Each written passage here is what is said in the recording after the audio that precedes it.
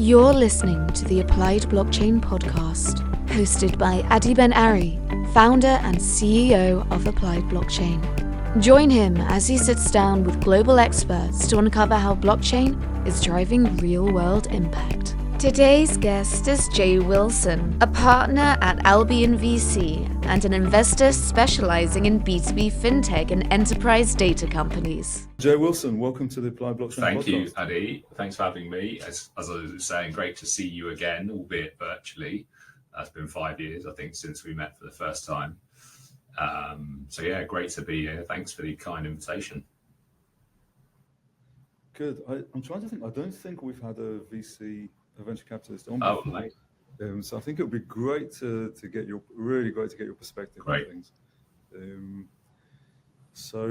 Let's get started. Maybe tell us a little bit about yourself first, how you got into the space, your background, and then also a bit about AlbionVC for those who don't know, involvement in the space, history of the fund, and so on.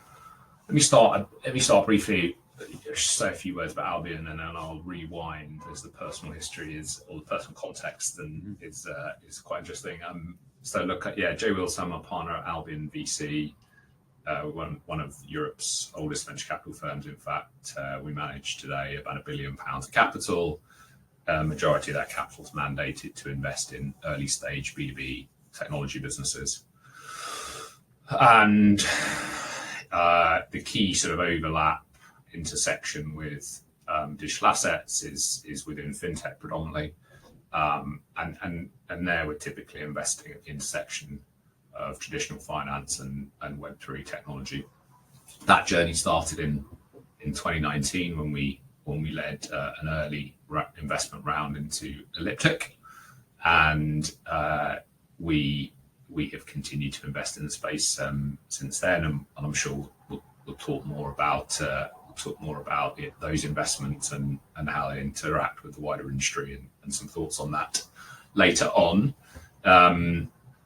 So let me rewind personal history and why I was motivated to pursue investments in the space and have an interest. So I started my professional life in the coalface, really the sharp end of the spear of capital markets. And I remember in my first week on the job, my first sort of job was to take a trade form. Okay, so back in the day, you used to get trade forms, and you would write down, I'm going to buy 10 lots of this security at this price from either a bilateral counterparty or with an order, a limit order as it relates to the price. And there were 2 points about that were interesting in this conversation. One is I was told to fax said order to the exchange, and secondly, I asked, okay, well, when do we get the confirmation, or when do we understand about how this has been transacted? And so in my mind, this would be instantaneous. We would know the counterparty was, and we would confirm, and everything would settle, and it would be fantastic. And that was obviously not the case. The case was there was no order book. Okay, this is sort of industry language, but there was no order book, and there was no continuous trading. So in this case, this was a stock exchange. So this was an exchange in Nigeria, and this exchange meets twice a day, and they collect these paper forms, and they kind of add up the numbers on another piece of paper, and they decide, which allocation you get at what price, and this is how the exchange and liquidity and transparency, price transparency works. Why do I go into that? I go into that because I think to get a perspective on some of the value and the power of digital assets and DLT, having a grounding in what analog finance really means is super important. Okay. And that is small story and articulation of what analog finance really means. It's at best it's paper based, in sometimes it's in many cases it's even voice based.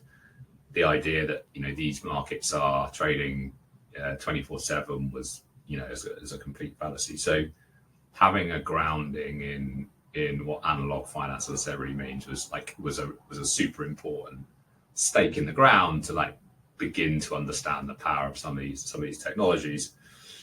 And I spent about best part 10 years in capital markets, and so you see the sort of life cycle of problems. So this is a problem at trade execution end, and obviously then there's the whole life cycle of a transaction. You talk about confirmations, but these are paper based, and there are teams of people in every financial institution that are reconciling numbers on paper. Okay. Yeah, no, I'm sitting here in Canary Wharf, so I know the towers. This is. so this is a sort of this was an early grounding in sort of eye-opening. Wow, this is not as revolutionary as I thought finance would be or could be, and it really started there. And so as part of that, we built some sort of what you might think of today as institutional fintech products, and that was how my career in fintech and institutional fintech, which is where we play today at Albion, sort of started. So that was one of the sort of key moments of interest in fintech, and certainly then as I start to learn about distributed ledger technology and blockchain and digital assets, and the power of programmable money, and increasingly more recently, but tokenized products. That's why I spend a lot of my time there and in that industry. And we're a domestically focused fund, and one of the great things about being a domestically focused fund, we are operating in areas where the UK has a comparative advantage, and you skim through the report, and we are claiming that in certain specialized areas the UK should have that comparative advantage for the reasons that I'm sure we'll come on and talk about later. Yeah, very good. Okay, yeah, we'll get to the report. Before then, so you've been a few years at Albion, right? You've been a few years at the VC, and during that time you've covered digital assets. Yeah, so fintech, digital assets and fintech are united for us. So we play at typically the intersection of those two industries, and so I spend 80% of my time in the fintech arena, and to that extent as it regards to the overlap with digital assets and cryptocurrencies, that's how we organize ourselves. Yeah. Okay. And then does the fund have, how does the fund look at the space? I mean, does it have its own view and outlook and strategy? Is it very general? Is it sort of listening on the ground? I mean, how do you so I mean, in many ways there's a couple of lenses, right? So there's lenses of things we don't do, okay, and so we're typically not investing in financial services, and so that puts a perimeter around the types of investment we make. So we're typically investing in IP rich technology businesses, and to the extent that those businesses sell into financial institutions, that's kind of within the broader perimeter. We don't invest in tokens, and so again, as it relates to digital assets, you're creating a perimeter around the types of investments you can and can't make, or you do and don't want to make. And then the other lens, as I spoke to, is where do we think the UK has a comparative advantage? Okay, because ultimately you're looking for investment opportunities that have the chance and the ambition to go on and be global category leaders, and to that extent you're looking for ecosystems where there's a hotbed of potential for companies like that. And then the final lens is if you just look at some of the experience we have, our broader mandate is really an institutional and enterprise technology, and so we gravitate to areas there that we know well, where we have networks both on the traditional financial institution side as well as the digital asset side, and then we're more experienced in some areas than others. Reg tech and compliance being one, just by way of example, because we talked about elliptic. And if I sort of talk about the investments that we've made over the years, right? They sit, to use the sort of picks and shovels analogy, very much at that service layer. So Elliptic, obviously one of the market leaders in transaction monitoring. We led an investment in Open Trade back in December 23, which is tokenized yield, but again, it's really white label infrastructure. We just led an investment in a business called Agio Ratings, which is, as you know, credit risk for the digital asset industry. So those would very much speak to the archetype of investments we will go on to make. And we're definitely motivated to do more there. Yeah. So is it fair to say the end user of these services is likely to be institutional? Correct. Enterprise? That's right. Yeah. Okay. Yeah. Increasingly, they're traditional financial institutions, institutional market participants. Elliptic's a great example. 500-600 customers now. When we invested in 2019, sort of mid 2019, a very large part of the customer base was SME, and a very large part of that customer base was what you'd think of as crypto native institutions. But if you sort of wind the clock forward now to 2025, material part of that customer base is enterprise scale institutions, financial institutions, traditional financial institutions, both in the US and the UK,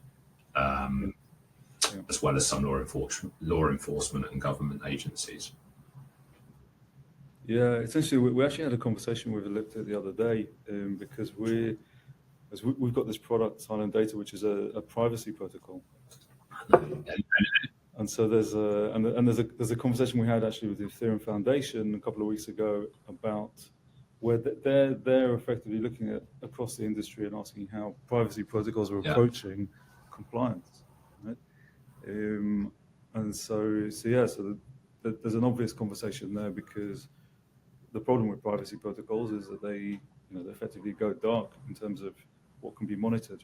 And so you need to really set these up correctly. And I think they also need to be integrated with solutions like Elliptic in order for those solutions to be able to provide their service over those platforms. Yeah, privacy protocols are an interesting domain space, and privacy enhancing technology more broadly. It's one of those spaces where the end market and potential customers are not necessarily the best customer validation points. It's complicated. I mean, envisage the use cases in many ways, as I'm sure you've experienced.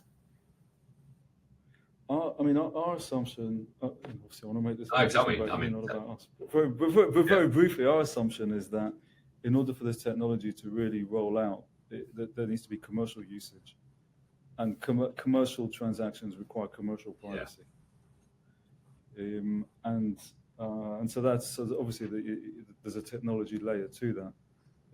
But when you provide any kind of privacy on a blockchain, then it needs that. It still needs the monitoring and so on, so that you know what's going on the platform, or you know that certain types of activities are not happening on the platform. With that, we also assume that public blockchains, or kind of, let's say, fully shared ledgers, bring the greatest technical efficiencies. So hence we think that there needs to be a marriage of fully shared ledgers with privacy technology to tap into the overall efficiencies for commercial activity. Sure. So that's where I'm sure we'll talk about it a bit more later as it relates to sort of challenges or yet to be solved matters. Obviously, education and continuous education is one of them. Do you think the market has matured sufficiently to understand the differences in protocols? No, absolutely not. Yeah. Absolutely not. Yeah. I mean, it's you talked about token raises and tokens and the different funding models, and then we haven't touched on private versus public, but I think there's a lot of first of all, there's a lot of protocols out there, right? I've been in the space 10 years, as you know, and I think not a week goes by when I hear about or someone says to me, "Have you heard of this one?" So there's an over proliferation of protocols, and then the incentives with the tokens means that there's there's a lot of funding that's gone into a lot of those, and then there's a lot of marketing that's gone into them, and so there's a lot of information. And I imagine also as an investor, you kind of have to sift through all of that information. There's a lot of noise. So I look at it.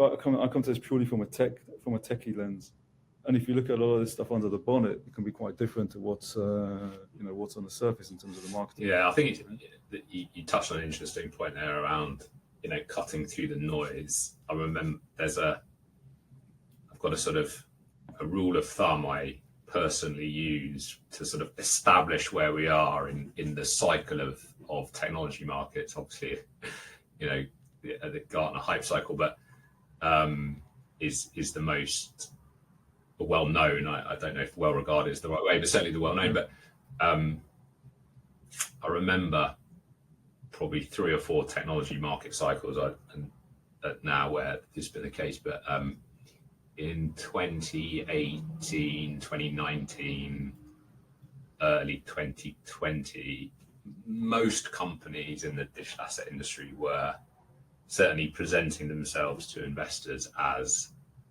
blockchain companies. Okay, we are a blockchain company. We're right in this cycle now with AI. A lot of companies are presenting themselves as AI companies, and that is the start of a hype cycle. Okay. Yeah. The other side of that hype cycle is when the same companies come back and present to you as using this technology to deliver a value proposition to its customers, as well as we use a set of other technologies. But this is the beginning and the end of a market cycle. 100%. I think my question for the blockchain, because we'd have this with people that come to us to build solutions, and there was a point where we have to start doing some diligence as well and say we're not taking these projects on because they're not sustainable, right? They don't make much sense, and therefore, and one of the questions would be, well, what happens if you take blockchain out? It was a great point. Right? Great point. Yeah. But I suppose the sort of corollary to also the point here. I mean, again, you spoke to is one of the reasons I was spending a bit more time here is relative, and I'm picking 2019 as an arbitrary time point. Broadly 5 years ago.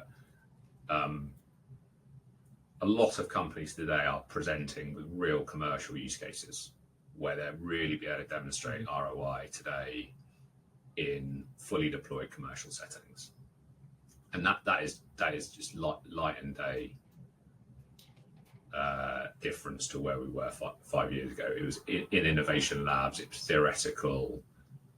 There's very, very little by way of when you think of a typical enterprise adoption, and that's very different today. And I think one of and we talk about it in our report, but other commentators have noticed this dislocation between price and underlying equity investment, and that is a reflection I think of as most people now, investors and corporate buyers, really focusing on the commercial value, completely independent of the price activity, which I think is very positive for the industry overall.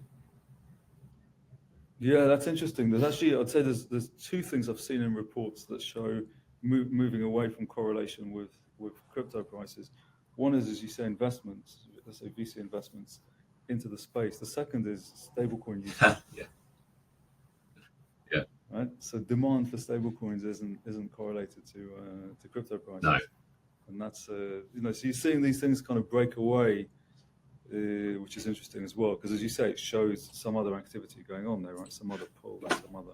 And I think that's I think that's another really good example of the point I just made. I mean, I think really what sort of happened, again, it's always difficult to sort of pinpoint the catalyst for these market trends. But if I actually think of what happened in the stable coin industry, it was that there was a very real use case, commercial use case, that could be established and proved quite quickly. Obviously, cross-border remittances was the use case. And that, obviously, if you unpack all the trading data, 70-80% of the trading or transactions are automated or bot trading, but nonetheless, 20, 25, 30% of these are real world commercial use cases, and that ROI got established very, very quickly. And even more so in some of them, some of the emerging market corridors, the ROI is dramatic. It's 10 times cheaper, 100 times faster, and those use cases are in production today, and you see the number of investment dollars being invested in that space. That is a direct relation to how quickly you can prove out the ROI. Yeah. So Jay, you alluded to the fact that you're seeing quite a few types of businesses now that are generating, that are proven, and so on.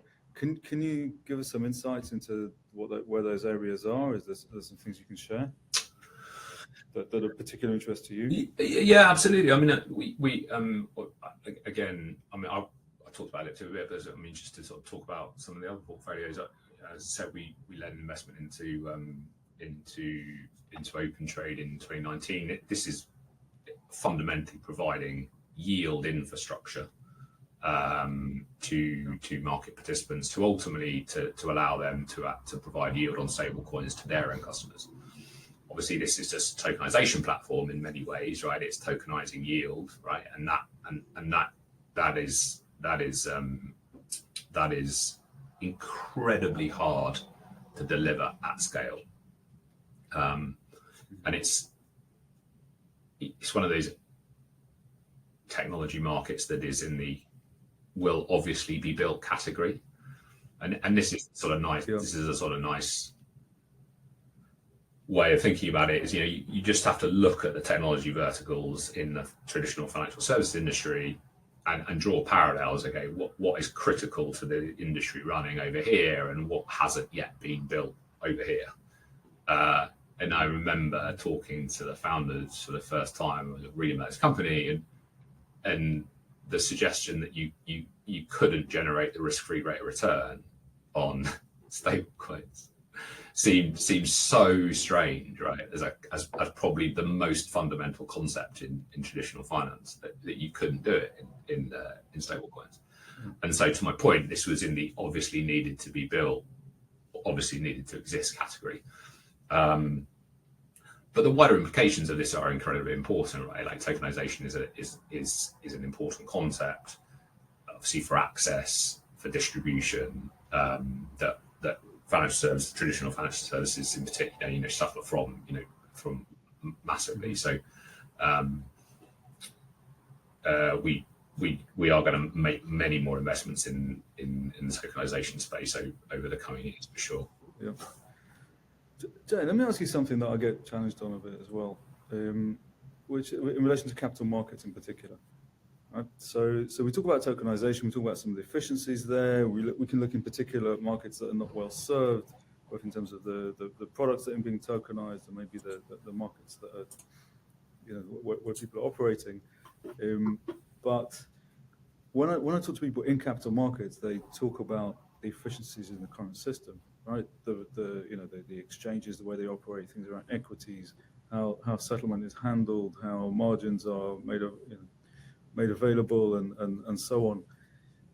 How do you look at that? Is there a point at which do you see tokenization being, or those efficiencies being interesting in certain areas? Do you see it as being everything at some point in time? Do you have a view on that? I really do think it is going to be ubiquitous, right? In the fullness of time. Mm-hmm. A lot of technology markets start as an internal use case, like internal operational efficiency drivers. So to your point, like trade settlement being a natural area within financial institutions where there's benefit here, right? But potentially, I get pushback on this as well. Sometimes you hear that instant settlement would be great. Other times you hear instant settlement would be disaster because they have the margins and the netting and so on. They have all these mechanisms in place to enable leverage. Look, I think that is ultimately true in ultra liquid, instruments markets. The delta between the ROI or the delta between the margin today and the ROI you would get by deploying this technology is obviously small. But there are so many markets around the fringes where it's nowhere near real time. It's still teams of people, and the ROI delta is still significant because they just haven't been optimized historically. And with that in mind, there's so many product markets, geographic markets where it can be deployed to generate some real ROI. I mean, I think it's just a question of, it's not even a question of if now. I think it's just a question of time. It's I think, as we were talking about tokenization more broadly, but if you just look at the volume, the scale of some of these institutional ETFs now, I think it's the BDL, the BlackRock fund, tokenization, treasury markets. Yeah, it's had I think something in the order of $250 million of inflows in the first week. Exceeded $1 billion in March or April. I can't remember, but we look at application adoption being extremely hyper growth, right? There've been some of the applications today getting to 1 billion users, but some of the growth in AUM for these ETFs have been some of the fastest growing products ever in financial history.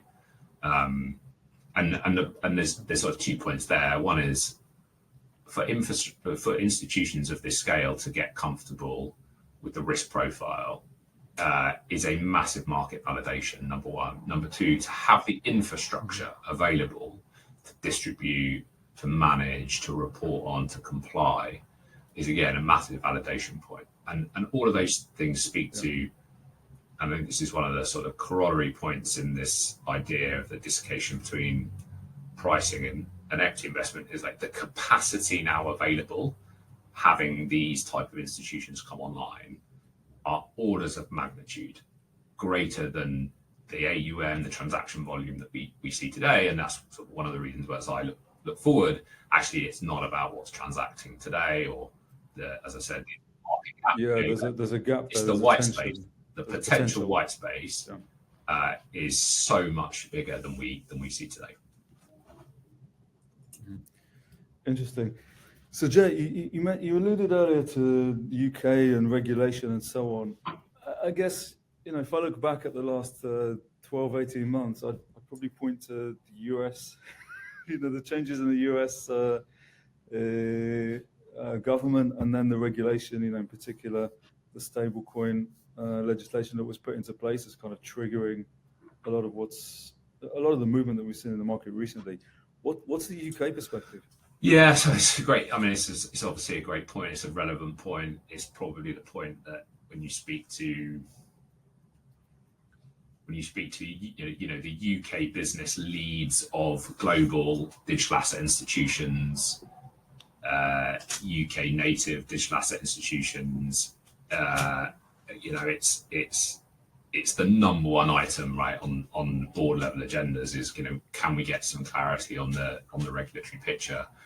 The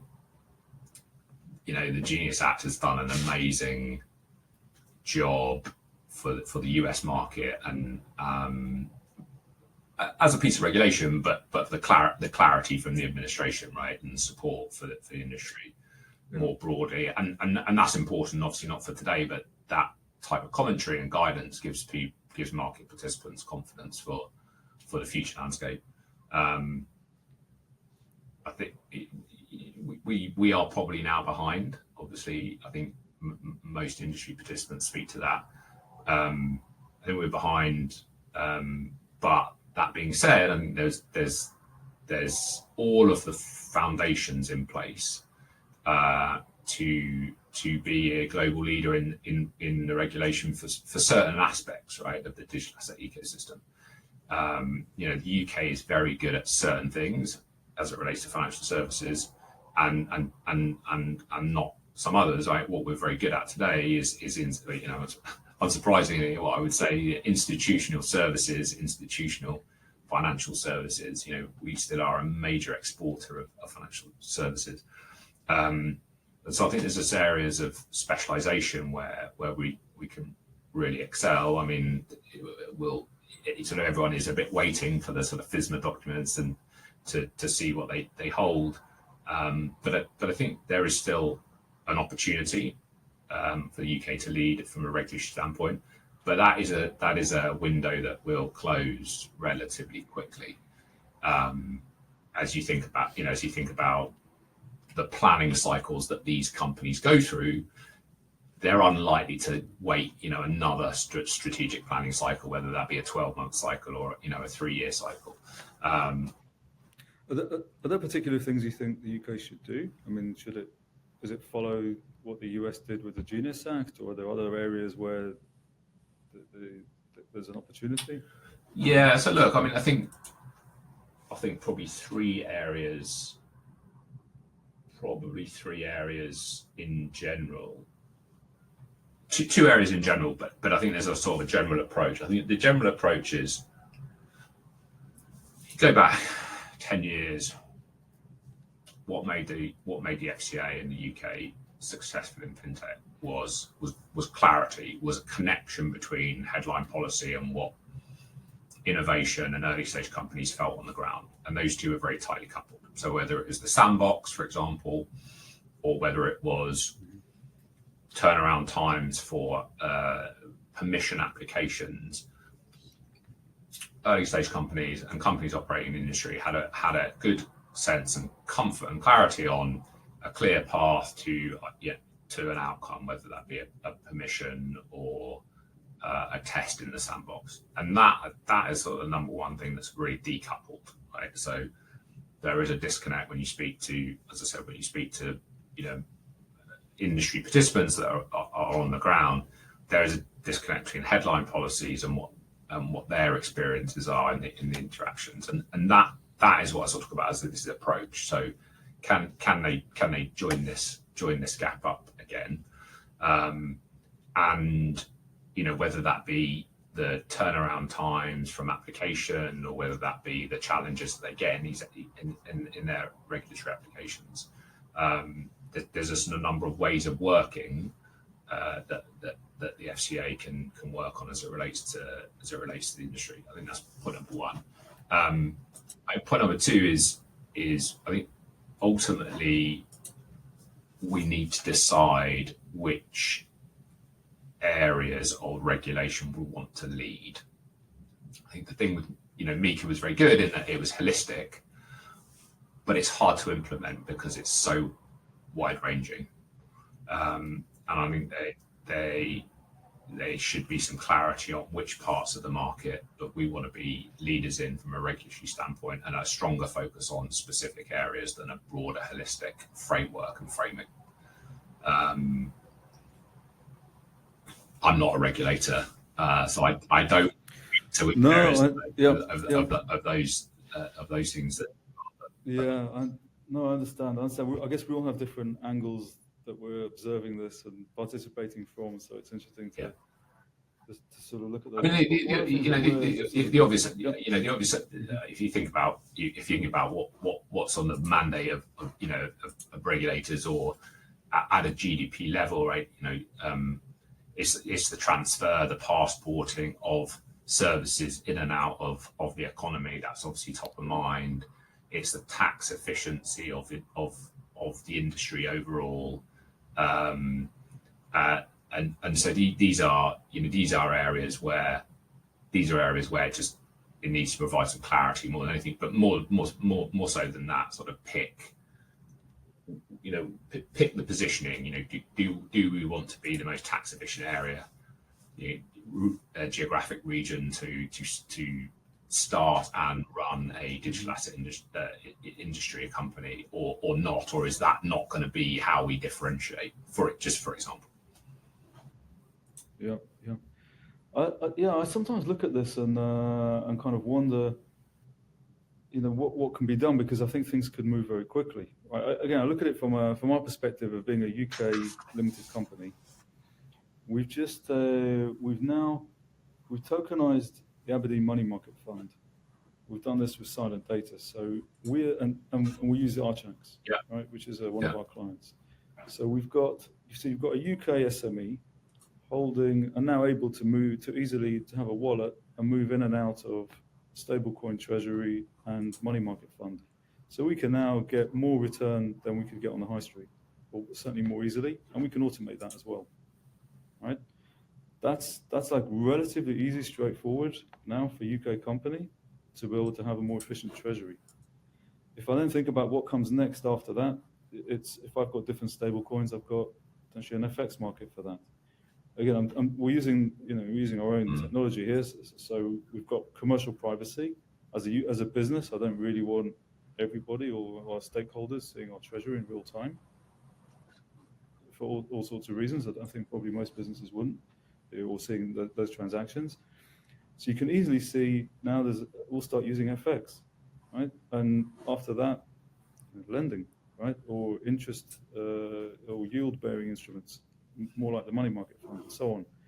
So you can see how you could, if a business onboards itself onto a wallet infrastructure, you can easily see how the services that come with that start moving as well, right? And that could happen fairly quickly. So again, I don't know, we're looking at this because we're a blockchain company, and obviously this is what we deal with every day, right? 99% of UK companies, in fact, almost all of them will not be aware of anything like this. But once they do, because it will actually make their ability to manage money more efficient. That's huge potential disruption. I mean, it's a whole separate conversation around digital assets as it relates to treasury strategy, right? It's obviously an important topic, but adding a certain amount of these assets for broad treasury strategy, has got to be a good answer at some point. Are we there yet? I don't know. I don't think so. For 99% of organisations, part of that is a price and volatility issue, obviously, for sure. But there is an infrastructure gap, as you know, as well as an education gap, and it's in an if you think about decision making, right, and what's important, right, it's in an area of like, is this the top 3 issue I'm going to solve this year for any organisation? Probably not yet. Yeah, I think it depends how. I can see a world where, okay, you could say earning interest. Well, okay, it depends what kind of treasury we're dealing with as to how interesting that is. Then there's FX. For a lot of businesses, FX is a big cost, right, and not very transparent and so on. So opportunity to save there. It's a bit like the cross-border payments for individuals, right? Probably wouldn't ask too many questions if I've got a valid solution that's cheaper. And probably the same thing with lending and borrowing, right? I mean, how hard it is for business to access funds. If there are, I don't know, different types of liquidity pools that we could type into, I mean, that may be a way off, right? Different collateral that we can bring to the party now in a different way. Then I think, you're getting real value and real access to things that businesses need. I completely agree. It probably goes back to the point I was speaking to earlier, which like, where are you going to be? Where are you going to be able to establish that real commercial use case? Okay, so if you're a big importer or exporter, you deal with opaque currency corridors. You're doing a lot of trade in Nigeria, let's say, right? These are frictionful corridors, be that in trade, but also currency, right? And so if a core part of your business operations is to engage with and transact in that corridor, you're going to seek out. There is a level of awareness around the efficiency and of these of stable coins in these corridors, and so you're going to seek this out. And so this will be the genesis of a broader adoption in treasury and FX, I suspect. Yeah. Good. And Jay, we talked about the report, or we mentioned it. Are there particular things that you want to point out, sort of highlights from that report that you think we should think about? In many ways, we've covered a huge amount of ground, right? We talk about, a couple of key things, right? So we talk about obviously this idea. I think, the last couple of weeks I've sort of read more commentary, but actually the decoupling between price and equity investment being a positive. I think that was probably counterintuitive when it was first introduced. For the points that we've spoken about, like if you look at the capacity, probably more than the underlying activity or AUM in the system today, that is a leading indicator to how much potential the sector has. I think the number one. Number two, the types of participant that are in the industry now are educated institutional buyers, and they're participating in the industry now completely irrespective of price activity, because they're able to evaluate these products, but importantly evaluate the commercial ROI of adopting these products. And so I think that's sort of a really key point in terms of the market maturity that we outlined in the report, and that was a bit counterintuitive. I think when we first sort of realised it and certainly spoke about it. We've talked a lot about the regulatory positioning as probably one of the sort of key I won't say blockers, but key challenges to be solved. Let's say. Can be a blocker, can be a key enabler. And I think it's for the relevant subcommittees to decide. Do we want to lead with a tax competitiveness angle?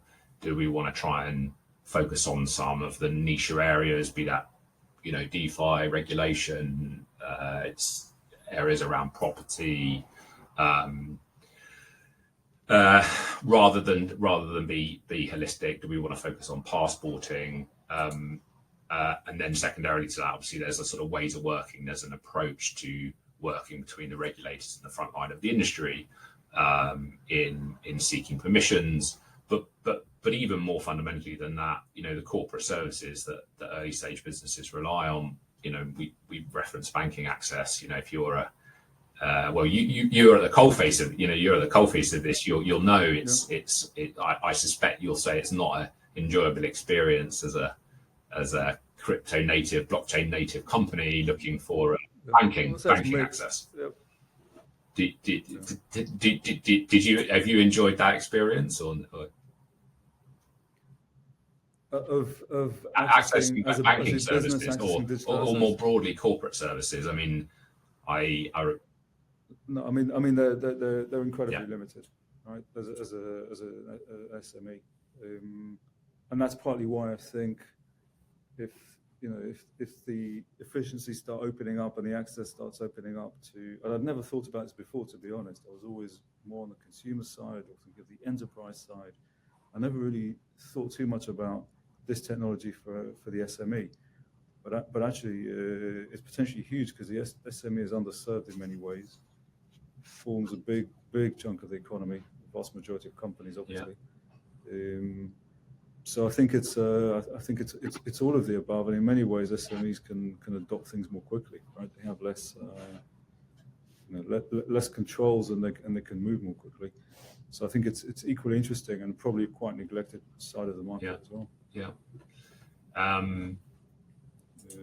So those are the sort of key areas that we spoke about in the report, and ultimately sort of concluding the point that I think, as we spoke to, there is an opportunity and there is a foundation for the UK to lead in certain areas, but it's a limited window.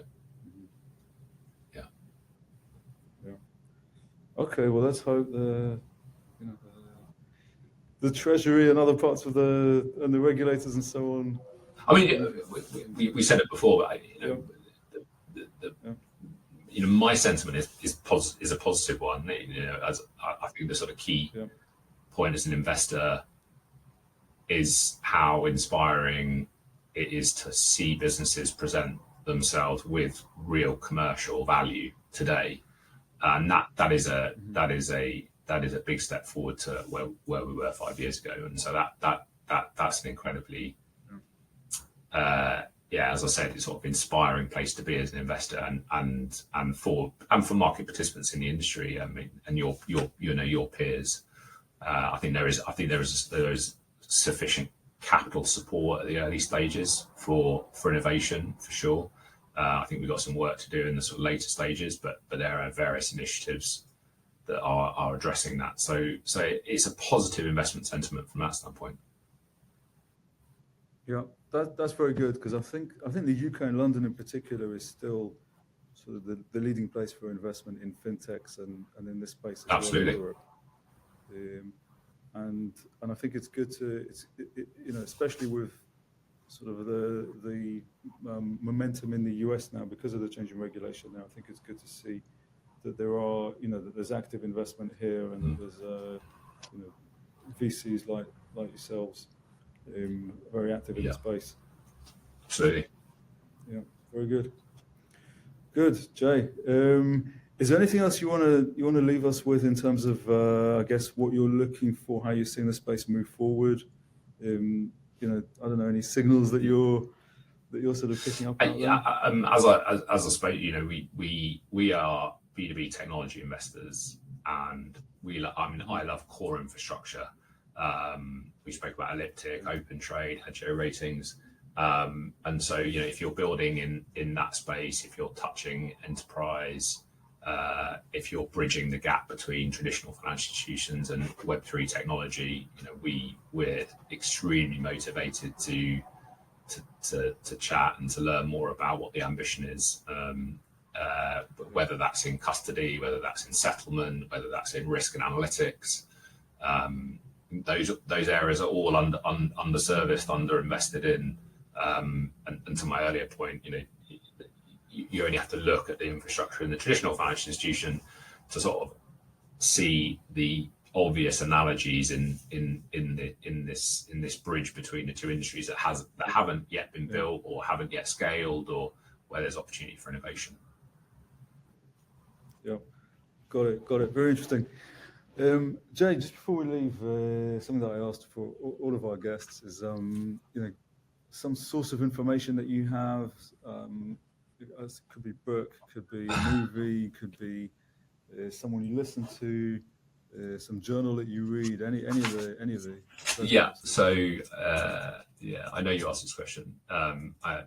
Fortunately for you, Ali, as we were talking about earlier, I love a good book. I set myself a target of reading 50 books in 2024. Some of those are rereads of old material. So the one of the books I recommend to founders most oftenly is probably one of the classics, management classics, which is Andy Grove's High Output Management. This is a manual, effectively, for being a good manager. And the point about this book in particular is it's almost ageless, and that's really interesting today, as the operating models of businesses that we work with are changing so much. We've gone through COVID, so they're obviously hybrid in many cases. They're globally distributed, but the core points in this book are absolutely timeless. So for all founders, if they haven't read it, or they haven't read it multiple times, I strongly encourage them to read this book. It's available. It's available everywhere. So the one, I'll give you the one lesson that I come back to time and time again, is this idea of task level maturity. So one of the challenges with early stage businesses is, you're caught between this dilemma between hiring sort of seasoned industry executives who bring the experience and years and grey hair, but they're often very expensive, and it's unclear whether they can operate in in the early stage environment, or hiring very very hungry, very active, very proactive people who are in the early stages of their career, and they're more affordable. And the key insight I draw on this is all of that is to some extent irrelevant, right? So what the relevant metric is task level maturity. So can this person demonstrate, or have they got experience in doing this or a related task? And you can abstract away all of the other things, industry experience, functional experience. But if you have this as your sort of core driving North Star metric, you can cut through a lot of the noise. That's just one of the amazing insights that I took out of this book that I come back to. That's interesting because it's something that we encounter a lot, right? Something that I encounter a lot. I've had mixed experiences and good experiences, I guess, across that. It's interesting what you say about tasks, because I'm processing that myself, and I think one of the things we have in a startup is we have a broad range of responsibilities that we give people, right? And I've got people who came in for one thing and have ended up in a completely different role. So I guess that's if you know what you want the person to do, which I think is a good place to be. It's really where you want to be. Then I can see that. If there's still things are in flux, then I guess I'd want someone who can jump on anything, And I would say that's the sort of key point, right? Is if you were to abstract a little bit even more. So the next stage on from this point is behavioural level maturity. Okay, so pace in early stage, pace in early stage businesses is one of the critical leading indicators as to whether they will be successful. So where are they? So you could say the task itself isn't just one where are they task, demonstrated a range of things, an understanding and ways of working and operating in a high-paced environment. That's one. Obviously, it's amorphous and it's changing, it's dynamic. So agility, right? So what experiences have showcased a desire to put themselves in positions of working in a highly agile way, right? So so you can sort of abstract away from all the individual companies and roles to these sort of core points, and whether it be a specific project, whether it be a type of organization, whether it be something they did in their university career or wherever, but multiple examples of this trait or this task or this behavior that's critical to what you're asking them to deliver over the next, call it 12 to 18 months, because by the way, after that period of time, it's going to be completely different. It is ultimately the acid test. Very good. Yeah. And then my bedtime read at the moment. I love Michael Lewis, but so my bedtime read was Going Infinite, which is a romp through the FTX saga, probably the only way to describe it. So it's an easy read. So strong recommend for that. Yeah, I've been through that. By the way, if you like Michael Lewis, there's something called Masterclass. I don't know if you've seen that. It's like this service you subscribe to, and it's got these kind of experts from different fields that will come on and do either short snippets of tips and tutorials or long form. So they've got Michael Lewis, and it's one of the very few long. Amazing. Okay. On writing, content writing, presumably. On writing, and he goes through some of his books, and how what was his principle, or what was he thinking when he got to these people? What was he looking for when he got to these certain characters? And you think about what he did with the baseball game. I can't remember the name of the book now.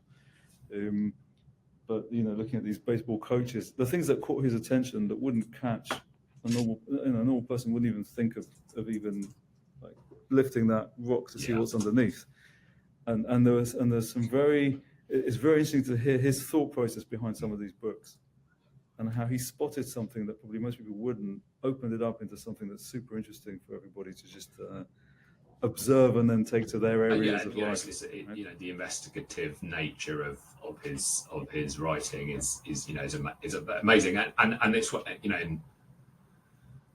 like all good commentators, he's an amazing knack of translating the complex into the